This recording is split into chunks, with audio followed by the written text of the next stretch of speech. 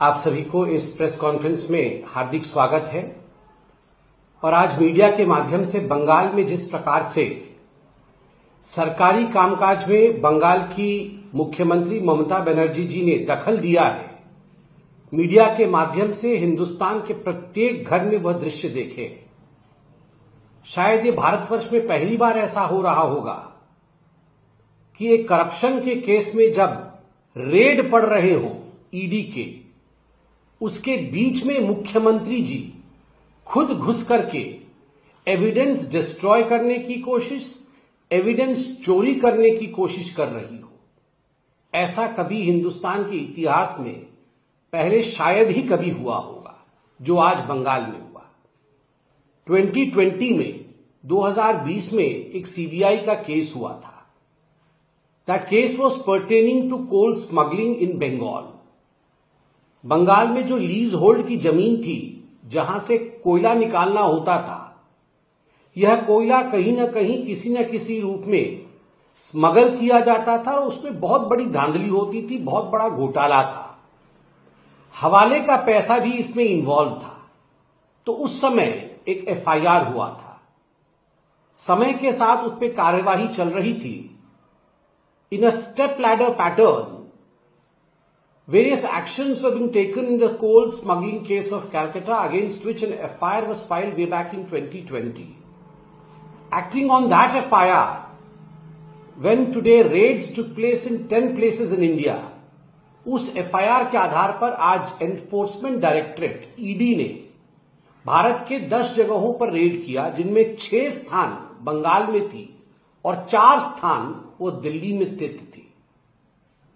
और मुख्यतः अनूप माझी नामक व्यक्ति, जो कि इस कोल स्कैम में इन्वॉल्व है, उनके प्रमाइसेस, उनके ऑफिस इत्यादि में रेड हुआ। उस रेड में मालूम पड़ा कि एक हवाला का रैकेट भी इन्वॉल्व है और इसमें पीएमएलए का केस भी बनता है, prevention of money laundering act. जब ये हवाला के चेन को देखा गया कि किस किस माध्यम से हवाले के पैसे को आगे बढ़ाया जाता था, आगे भेजा जाता था, तो एक कंपनी सामने आई जिसका नाम है आईपैक PAC। तो इस आईपैक कंपनी के प्रेमाइसेस में भी बंगाल में रेड हुआ।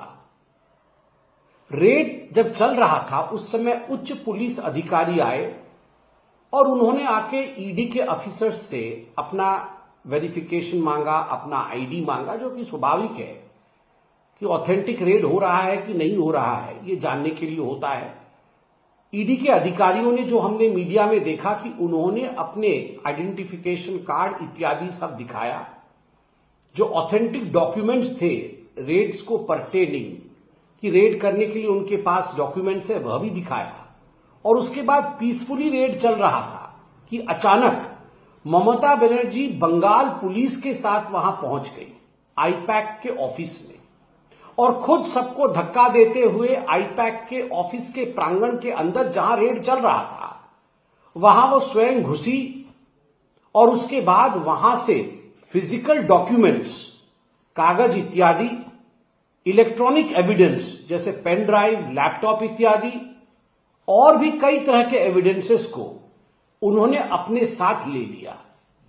आप जरा चिंता करके देखिए, शायद ऐसे वाकयात, ऐसा मैं कहूंगा दृश्य हिंदी फिल्म में भी आपने नहीं देखा होगा कि कहीं सीबीआई या ईडी की रेड चल रही हो और स्वयं मुख्यमंत्री वॉक्स इन, खुद मुख्यमंत्री अंदर आती है और आके एविडेंस लेके चली जाती है।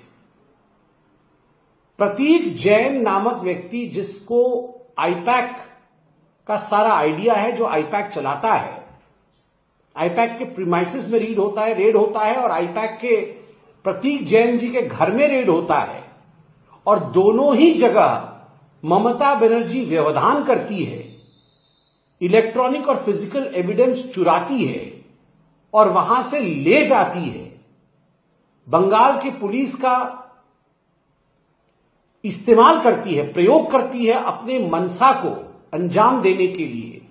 यह दिखाता है कि ममता हैज लॉट टू हाइड। ममता जी के पास ऐसे कई राज हैं जिनका वो खुलासा नहीं होने देना चाहती है।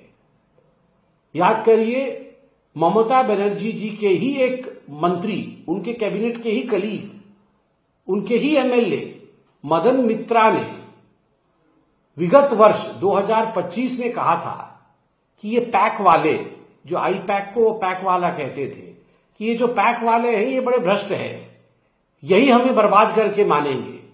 खुद उनके नेताओं ने आईपैक वालों को भ्रष्ट कहा था। और जब आईपैक के दफ्तर पे और आईपैक के प्रतीक जैन के घर पे रेड होती है तो ममता बनर्जी एविडेंसेस को चुराने के लिए, साक्ष्य को चुराने के लिए खुद आ जाती है और दबंगई के साथ साक्ष्य चुरा के ले जाती है।